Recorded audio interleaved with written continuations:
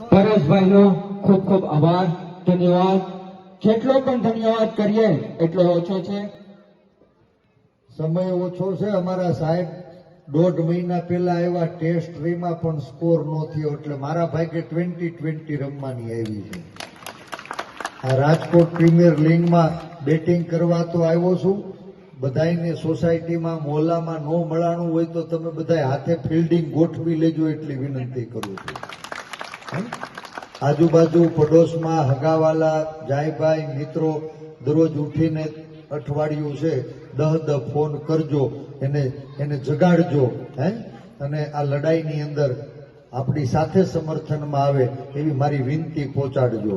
મારા વતી તમે ક્યાંય જામીન થયા હશો તો તમારી જામીનગીરી નેળે નહીં જવા દો, એટલો વિશ્વાસ આપું છું. આપનો આભાર. સાંજ સમાચાર ફેસબુક પેજને લાઇક કરો, વિડીયો શેર કરો અને વધુ વિગતવાર સમાચાર માટે sanssamachar.net વિઝિટ કરો.